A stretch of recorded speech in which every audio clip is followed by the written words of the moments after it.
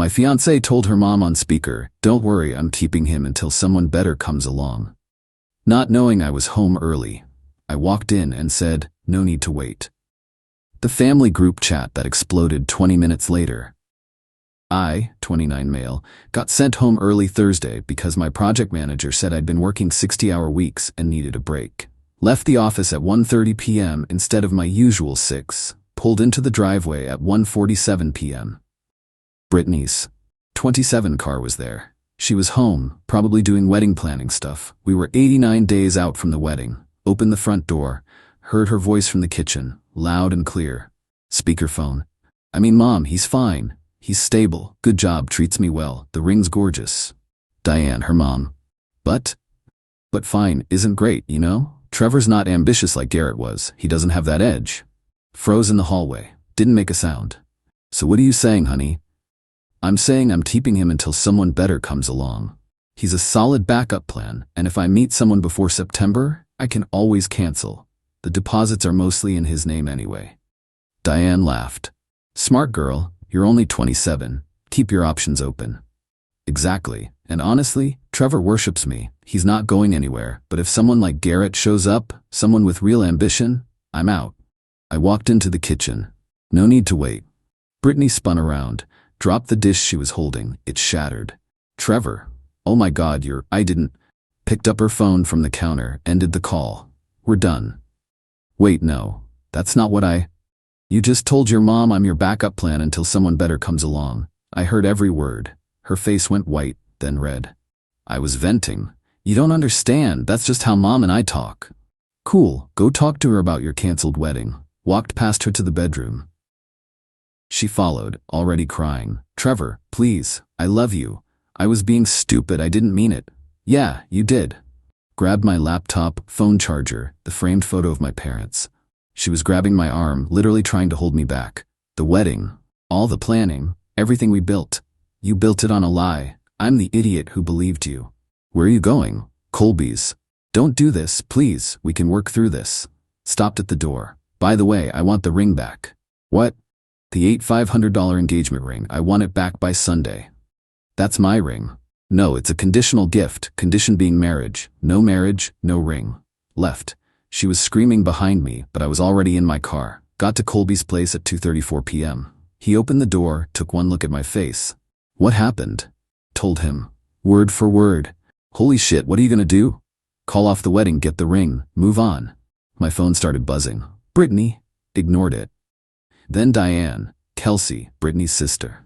Roger, her dad. Someone named Amanda I'd met once. Apparently the family group chat was losing its mind. Brittany's version? I overheard her joking with her mom and freaked out over nothing. Texted Brittany, "Ring, Sunday noon, coffee shop on Main Street." Her reply, "I'm keeping the ring. You don't get to humiliate me and take it too." Called my brother Austin, he does family law. "Trev, engagement rings are conditional gifts in this state. She legally has to return it." "She's refusing." Text her she has until Sunday or you're filing in small claims Monday morning. That should motivate her. Sent the text. Brittany called immediately. "You're threatening me with court, I'm informing you of consequences. Ring by Sunday." "You're being vindictive." "I'm being practical. Sunday noon, coffee shop, bring the ring." Hung up, blocked her number. She tried calling from Diane's phone, Kelsey's phone, even Roger's work number. Blocked all of them. Update 1 Sunday, 11:52 a.m. Coffee shop parking lot. Brittany pulled up 8 minutes early in her Toyota, Kelsey in the passenger seat for support. They both got out. Kelsey looked ready to fight. "You have the ring?" I asked. "Trevor, let's talk about this," Brittany started. Her eyes were red, makeup was a mess. "Really talk, like adults." "The ring. Why are you being so cruel, after everything we've been through?" "Because you told your mom I'm a placeholder until you find someone better." "That's not venting. That's the truth. Now give me the ring or I'm filing paperwork tomorrow morning." Kelsey stepped forward. "You know she's telling everyone you cheated, right? That's why she won't marry you, because you were screwing someone from work." "Cool story. Not true, but thanks for letting me know what lies she's spreading." "It's not a lie. Ring, now." Brittany reached into her purse, pulled out the ring box, threw it at my chest. It bounced off and hit the pavement. I picked it up. You're making the biggest mistake of your life, she said. Nah, the mistake was believing you loved me. Walked back to my car. Kelsey was yelling something about karma, but I was already pulling out. Drove straight to Jensen & Co., the jeweler where I'd bought the ring 8 months ago. Randy, the guy who'd sold it to me, was working. Hey Trevor, how's the engagement going? It's not, need to sell this back. His face fell. Oh man, I'm sorry, let me take a look. He examined it, checked the papers, offered $6,200. Original price was $8,500. Yeah, but resale value is always lower. Best I can do is $6,200. Took it, lost $2,300, but honestly, worth every penny. Monday morning, 9:15 a.m. My work phone rang. Wedding venue coordinator. Hi Trevor, this is Jessica from the Gardens. Brittany called and said you're canceling? Correct. Okay, so per your contract, the $3,000 deposit is non-refundable, and since you're canceling within 60 days, you owe the full balance of $4,200. We're 89 days out. Oh, you're right, my mistake, just the deposit then. Also Jessica, the contract's in my name only? Yes. You're listed as the contracting party. Thanks. That's all I needed to know. Hung up, so Brittany had called the venue trying to get me on the hook for the full amount. Nice try. That afternoon, got a Facebook message from Kelsey.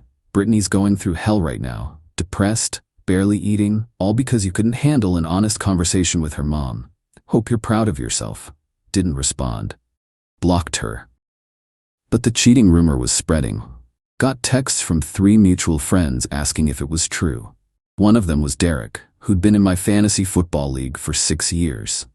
Bro, Brittany's saying you cheated with someone named Victoria from your office. True? There's no Victoria at my office. I didn't cheat. She's lying because she doesn't want to admit what she actually said. Which was that I'm her backup plan until someone better comes along. I overheard her telling her mom. Oh damn, yeah, that's different. Word spread. People started asking Brittany what I'd actually overheard. She kept saying it was nothing and he's being dramatic. The more she deflected, the more people got suspicious. Wednesday evening, doorbell rang. Building camera showed Diane standing outside. Didn't answer. She rang again, started knocking. Trevor, I know you're home. Open up, we need to talk. Building security called. Sir, there's a woman at your door causing a disturbance. Should we remove her? Yes, please. Watched on my phone as security escorted her out. She was yelling about how I was destroying her daughter's life and I owed Brittany an explanation. 10 minutes later, got a text from an unknown number. This is Roger. You're going to regret what you're doing to Brittany. You made a commitment. Real men honor their commitments. You're just a coward who runs when things get tough. Me. Real men don't marry women who see them as backup plans. Tell Brittany to stop contacting me. We'll see what our lawyer says about the money you owe for the wedding. Me, looking forward to it. Thursday morning, Austin called. Got a letter from some lawyer representing Brittany. She's suing for $15,000. For what? Emotional distress, wedding costs, her dress, and time invested in wedding planning. That's insane. Yeah, it's garbage. I'll respond. Don't worry about it. Austin's response letter was beautiful. Basically said, engagement rings are conditional gifts. She has no claim to wedding deposits in my name. Her dress is her property and not my expense. And time invested isn't quantifiable damages. Also included a note that if she proceeds, we'd countersue for harassment and legal fees. Never heard from her lawyer again. But Brittany wasn't done. Update 2. 3 weeks after the breakup, I moved to a new apartment across town. Closer to work, nicer building, fresh start. Didn't tell anyone except Colby and Austin where I was moving. Wanted a clean break. Second night in the new place, around 10:45 p.m., my phone rang. Unknown number. Hello, it's Diane. How did you get this number? That's not important. We need to talk about Brittany. No, we don't. She's in bad shape, Trevor. Lost her job, having panic attacks. She's on medication now. This is killing her. I'm sorry she's struggling, but that's not my problem. You made it your problem when you humiliated her. She told me the truth, okay? About what she said. The real version. She admitted she was using you until someone better came along. I know. I was there. I participated. And I'm sorry. First time anyone from that family had apologized. I appreciate that. But here's the thing. Roger doesn't see it that way. He thinks you're the bad guy. He's talking to lawyers about suing you for the full cost of the wedding, says you made a binding commitment. Austin already handled one lawsuit, he can handle another. Trevor, please, as a mother, let this go. Stop pursuing Brittany. Stop demanding money. Just let her heal. I'm not pursuing her, Diane. I moved. I blocked everyone. I'm literally leaving her alone. She's the one who can't let go. Because she loves you. No, she loved having me as a safe option. There's a difference. Hung up. Changed my number the next day. Gave it to only the people who mattered. Peace lasted exactly 4 days. Got an email at work. From Brittany's personal email to my work address. Subject, please read this. Body. Trevor, I know you blocked me everywhere, but I need you to hear this. I made a terrible mistake. What I said to my mom was wrong. I was scared about getting married, and I said something stupid to make myself feel in control. But I do love you. I do want to marry you. Please, can we just talk? Just once? I promise I'll respect whatever you decide after that, but please give me one chance to explain. Forwarded it to Austin. Is this harassment? Technically, yes. Want me to send a cease and desist? Not yet. Let's see if she stops. She didn't stop. 2 days later, another email. Then another. Then a letter arrived at my office. Security brought it to me. Inside was a 4-page handwritten letter. Started with, I know you don't want to hear from me, and ended with, I'll wait forever if that's what it takes. Also included a list of everything I did for you during our relationship. Like that somehow earned her a free pass. Made you dinner 3x per week, supported you through your mom's surgery, planned the perfect engagement party, picked out all your new clothes, helped you study for your certification exam. Stared at the list. Half of it was either exaggerated or things I'd paid for. The other half was just basic relationship stuff. Threw it away. That weekend, Colby called. Dude, you're not gonna believe this. What? Brittany showed up at Sullivan's looking for you. Sullivan's was our regular bar. Pool tables, good wings, we went every other Thursday. When? Last night. She waited for like 2 hours. Kept asking the bartender if he'd seen you. He told her no and asked her to leave.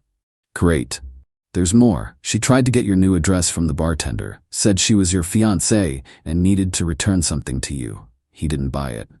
This was getting weird. Monday morning, got a call from building management at my new place. Mr. Hayes? This is Dorothy from the front desk. We had a woman here yesterday claiming to be your fiancée. Said she needed to be let up to your unit. We told her we can't give out unit numbers or let anyone up without resident approval. She got upset. How upset? She called me several names. I won't repeat, and said she'd find a way up there with or without help. We've added her to the no access list. We have her photo from the security footage if you need it for a restraining order. I'll let you know. Thanks for the heads up, called Austin. Brittany's stalking me. Document everything. If she shows up again, file for a restraining order. She showed up again. Wednesday night, 8:30 p.m. Got an alert on my phone from the building's security app. Someone was trying to get into the building using the resident code panel. Photos showed Brittany standing outside, trying different combinations. She tried for 20 minutes before giving up. Thursday, filed for a temporary restraining order. Austin expedited it. Had to appear before a judge Friday afternoon with evidence. The emails, the letter, the security footage, the building complaints. Judge reviewed everything. Miss Grant, you're contacting someone who has explicitly asked you to stop. That's harassment. I'm granting a temporary order. You're to stay at least 300 feet away from Mr. Hayes, his residence, and his workplace. Hearing for permanent order is in 3 weeks. Brittany, who'd shown up without a lawyer, started crying. Your Honor, I just want to talk to him. I made a mistake. He won't even give me a chance. Ma'am, he doesn't owe you a chance. You're dismissed. Outside the courthouse, Roger was waiting. He got in my face. You got my daughter a restraining order? Like she's some kind of criminal? She showed up at my apartment multiple times after I asked her to stop. That's the definition of harassment. She loves you, you ungrateful piece of... Mr. Grant, I'm gonna walk away now. If you follow me or contact me, I'll add you to the restraining order. He didn't follow me. But he did post on Facebook. What kind of man gets a restraining order against a woman who's heartbroken and just wants closure? Trevor Hayes is a coward and a bully, Everyone should know what kind of person he really is. Tagged me, tagged mutual friends, tagged people I worked with, reported the post. Facebook removed it within an hour for harassment, but the damage spread. Some people I barely knew were commenting about how I was cruel and heartless. Others who knew the real story defended me. Derek posted, "Maybe if Brittany hadn't told her mom Trevor was a backup plan, she wouldn't need closure. Actions have consequences." The post got deleted too, but the message landed. Final update. It's been 5 months since I walked in on that speakerphone conversation. The restraining order became permanent. Brittany showed up to the hearing, this time with a lawyer. They tried to argue she was just seeking reconciliation and I was overreacting. Judge wasn't having it. "Miss Grant, you sent over a dozen unwanted emails, showed up at his workplace, his apartment building multiple times, and attempted to gain access to his building despite being told to stop. That's not seeking reconciliation, that's stalking. Permanent order granted. 1 year, no contact." Brittany cried. Her lawyer tried to appeal, got shut down.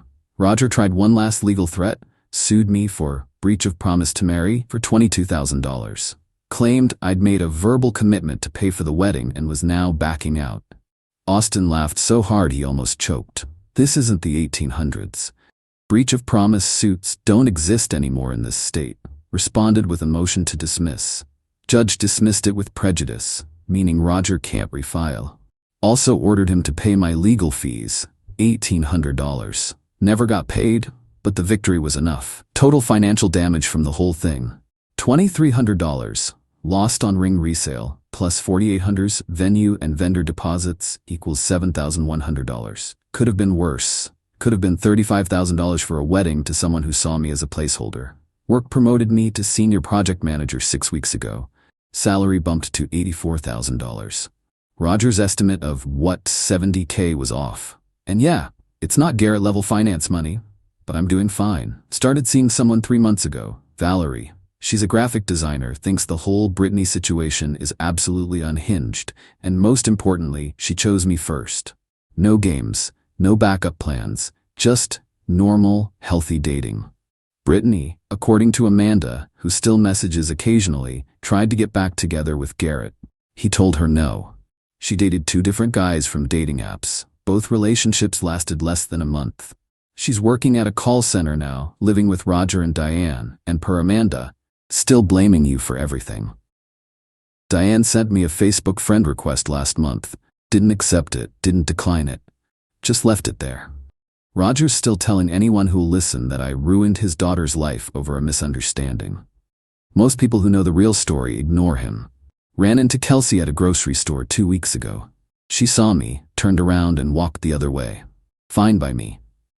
Here's what I learned. When someone tells you who they really are, believe them the first time. Don't wait for them to come around or realize your worth. They already know, they just don't care. Brittany told her mom I was good enough for now, but not good enough forever. That wasn't a joke. That wasn't venting. That was the truth. I could have stayed, convinced myself I'd misheard. Married her in September. Spent $35,000 on a wedding, and then what? Wait for her to find someone better. And leave me then? After we'd bought a house? After we'd had kids? No thanks. She wanted to keep me until something better came along. I told her no need to wait, and I meant it. $7,100 to avoid a lifetime of being someone's second choice? Best money I ever spent. Brittany's probably still looking for someone better. I already found her. And yeah, before you ask, Valerie knows the whole story. Told her on our 3rd date. Her response? Good for you for walking away. Anyone who'd treat you like a backup plan doesn't deserve you. That's when I knew she was different. Life's good now. Different than I'd planned at 1:47 p.m. on that Thursday when I walked into my kitchen and heard my fiancé's real thoughts. But good. Sometimes the trash takes itself out. You just have to be smart enough not to chase after it. P.S. Brittany, if you're reading this through someone else's account because I know you're obsessed with finding out how I'm doing, Roger never paid those legal fees. Might want to remind him. Cool? Cool.